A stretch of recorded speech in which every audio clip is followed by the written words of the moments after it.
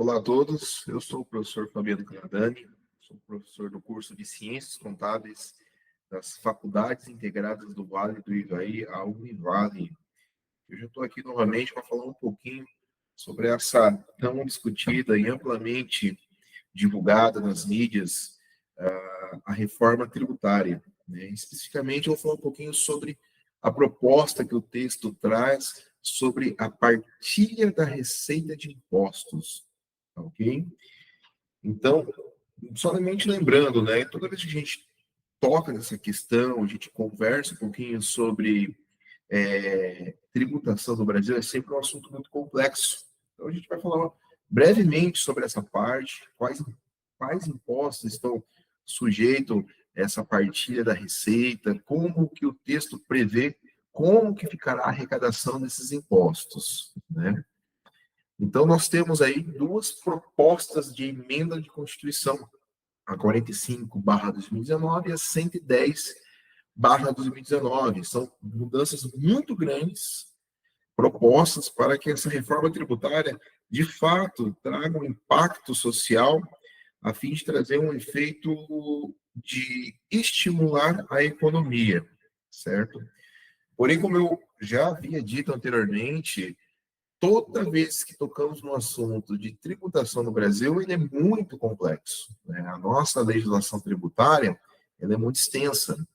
E quando nós falamos de impostos, nós temos que pensar em três esferas governamentais: a esfera federal, né, as esferas estaduais e as esferas municipais.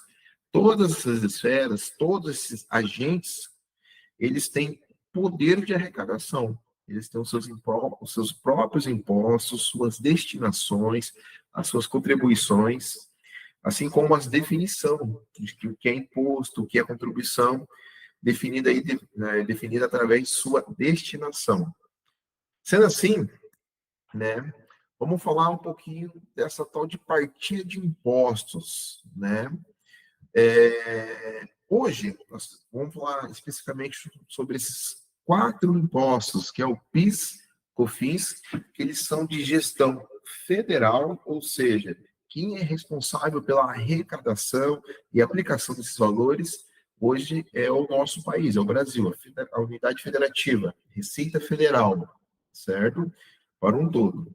O ICMS, que é o Imposto sobre Circulação de Mercadorias e Bens, e serviços, é de gestão estadual, então são os estados que fazem a gestão desses impostos, e o ISS hoje é de gestão municipal, né, o imposto sobre os serviços prestados dentro dos municípios.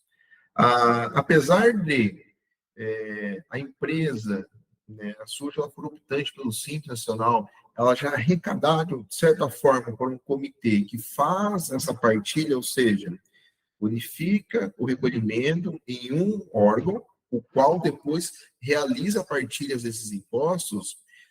A empresa que não é optante pelo Simples Nacional faz esses recolhimentos de formas separadas, né? Então, o PIS/COFINS recolhe para a Receita Federal, o ICMS recolhe para a Receita Estadual de cada estado e o ISS recolhe diretamente para os municípios.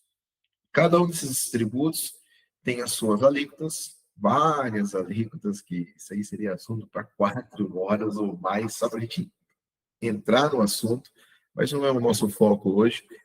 Essas alíquotas variam de acordo com o produto, de acordo com o benefício, de acordo com o tipo de operação, se é operação interna, são operações dentro do Estado, são operações interestaduais, são prestações de serviços feitas pela empresa A no município A, que prestou serviço no município B.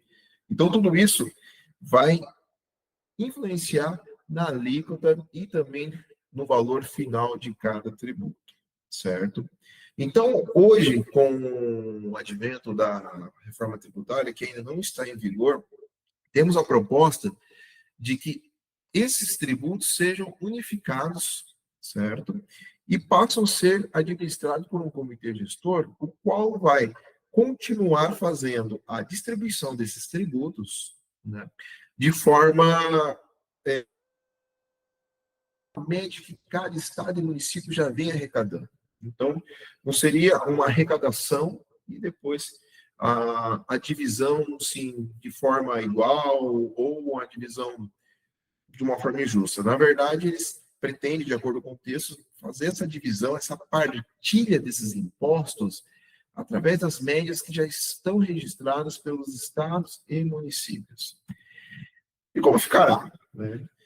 Então, o texto traz que nós teremos um imposto, uma contribuição chamada CBS, que seria uma contribuição sobre bens e serviços, e impostos sobre bens e serviços. Ou seja, vou retornar aqui rapidinho, o PIS e o COFINS ficariam como CBS. O ISS e o ICMS, IBS, Impostos sobre Bens e Serviços. Ou seja, teria uma gestão única, certo? Com alíquotas unificadas também, questões também seriam unificadas, e a partilha de acordo com a média já histórica de arrecadação de cada estado e cada município. E também nós temos o imposto seletivo, né, que seriam impostos sobre alguns outros tipos de itens, né, taxados aí, ou apelidados, como o imposto do pecado, sobre bebidas, cigarros, e também não é o nosso foco hoje. De uma forma geral, a gente vê uma certa simplificação desses impostos, uma vez que, como exemplo, o ICMS, ele tem a sua legislação própria para cada estado, e cada estado defende o seu interesse econômico, e isso pode causar uma certa guerra fiscal, ou seja, o estado A, ele não quer que um determinado produto entre no seu estado, então ele acaba aumentando o ICMS para aquele produto. Ele precisa que um produto B, um determinado mercadoria B, entre no seu produto, porque não tem a produção desse produto, dessa mercadoria no seu estado. Então ele acaba dando alguns benefícios fiscais, e assim por diante. Isso acaba, falando como contador para vocês, gerando uma grande dificuldade da análise tributária, da gestão tributária das empresas, pois as legislações de ICMS de cada estado são muito extensas e elas frequentemente são atualizadas, certo?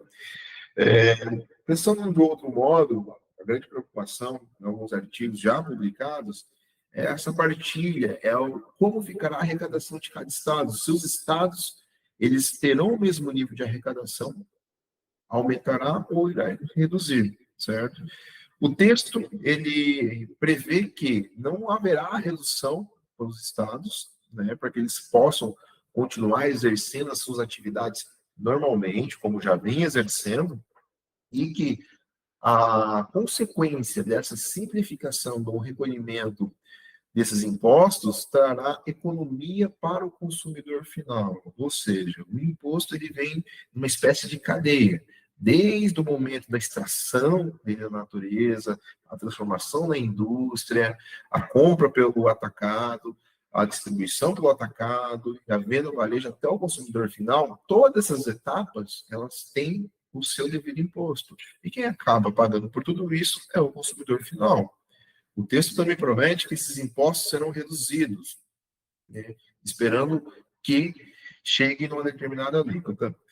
Porém, né, como não está em vigor, né, como o texto ainda pode sofrer alguma alteração, ainda pode haver alguma situação que modifique essas situações, é difícil dizer agora se de fato isso será cumprido. Se os estados e municípios continuarão com o mesmo nível de arrecadação, se o imposto final, devido a essa reforma tributária, será também benéfico para a economia e para o pagador, o que faz o recolhimento final, que é o consumidor final, certo? Então fica até difícil de opinar nesse momento, porém as propostas são essas. E aí que vem a grande pergunta, né? E aí, reduz ou aumenta? Certo? O que nós temos que entender? Nós temos uma gama de interesses muito grande a ser atendidas. Temos um consumidor que deseja redução. Nós temos os estados e municípios que não desejam que a arrecadação de impostos caia, pois eles terão dificuldades em cumprir com suas obrigações. Nós temos toda uma questão econômica, né, envolvida, que é favorável que ela seja estimulada pela redução tributária, certo? Então, olhando de cada ponto de vista individual, é praticamente impossível falar se é bom, se é ruim, se reduz ou se aumenta. Se reduz para o consumidor, provavelmente também reduz a arrecadação para os estados e municípios, que também poderá reduzir ali o atendimento à população. Enfim, estou dando apenas um exemplo. Se aumenta a arrecadação para os estados e municípios, né, consequentemente deveria aumentar o atendimento aos serviços básicos prestados pelo Estado, porém também vai aumentar isso para o consumidor final, aquela pessoa que compra o produto para poder consumir, enfim, aquela pessoa que arca com toda a cadeia de tributação. A princípio, o que dá-se para definir como conclusão sobre toda essa questão, sobre essa partilha, sobre os problemas que já estão surgindo?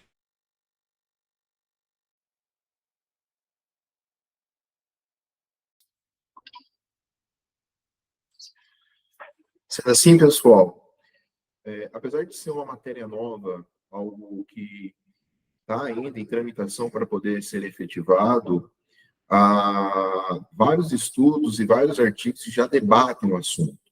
O que mais se vê nessa questão da partilha dos impostos é a preocupação dos municípios e estados na sua perda de receita. Como vocês podem fazer uma breve pesquisa, vocês vão ver que diversos municípios já estão fazendo formas de protesto, dizendo que eles vão ser prejudicados. Uma das preocupações que você observa nesse momento a exemplo, agora vamos ter uma média de recolhimento de tributos passado, para que seja feito a partir do futuro, ou seja, devido à média anterior, vai ser repartido os recursos no futuro. Porém, os estados e municípios alegam o quê?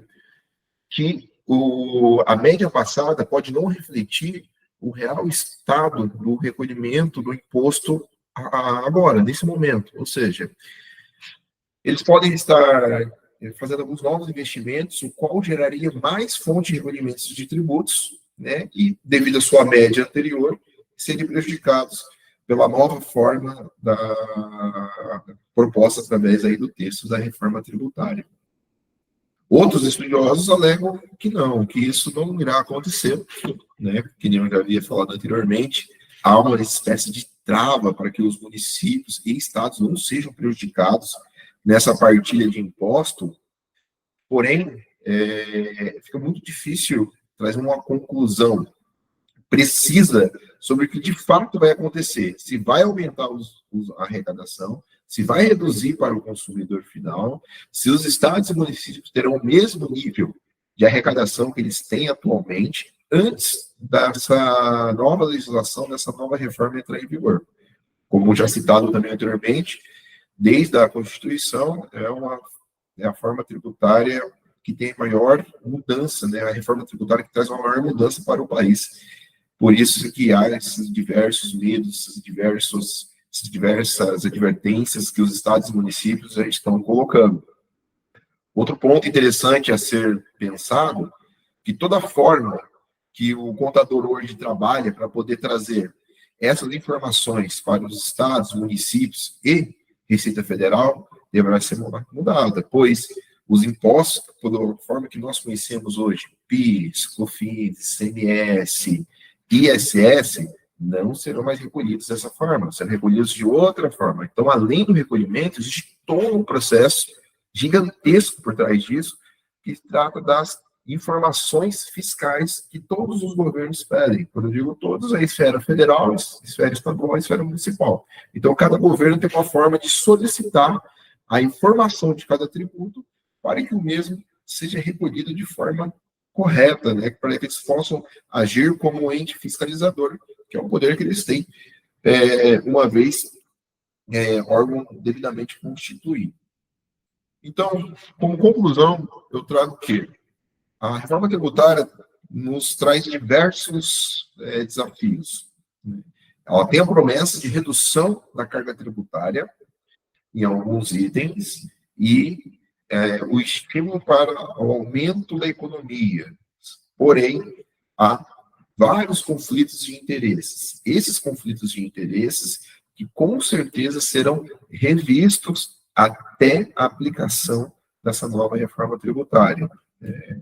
O que cabe a nós, público da área contábil, aguardar aí os próximos capítulos, verificar de fato como que será feita essas informações e já se preparar para o estudo tributário. Hoje nós estamos acostumados a fazer o estudo tributário com os impostos que nós estamos acostumados e na forma de recolhimento que nós estamos acostumados a fazer. Porém, tudo isso vai mudar. E a redução tributária deve ser feita através da elisão fiscal, através de um estudo tributário para um profissional da área contábil com experiência e competência para tanto. Vai abrir um campo enorme na parte tributária para os novos contadores se especializarem, poderem dar aí todo o suporte necessário para as entidades que vão mudar totalmente a forma dos seus recolhimentos. Além das entidades privadas, que serão as principais atingidas pela essa nova forma de recolhimento, dessa nova forma de partilha, haverá a necessidade de consultoria para entidades públicas, que deverão se adequar ao novo sistema de recolhimento, para que as informações sejam prestadas de forma correta e que elas possam ter o devido retorno desses impostos para poder aplicar nos seus municípios e devidamente aplicar nos seus estados. Sendo assim, eu encerro a minha fala, agradeço novamente a presença, a oportunidade. Queria fazer um agradecimento especial aos coordenadores dos cursos de contábeis das coligadas UB, em especial a coordenadora, a professora Patrícia, das Faculdades Integradas do Vale do Ivaí, pela oportunidade de estar iniciando um debate. Até comentei com a professora que seria algo bem pretensioso tentar fazer uma palestra sobre isso, uma vez que é um assunto tão novo e que exige muita discussão ainda para poder se consolidar. Então, eu agradeço a oportunidade desse bate-papo rápido aí que nós tivemos e espero encontrar você em breve, pessoal. Um grande abraço, obrigado.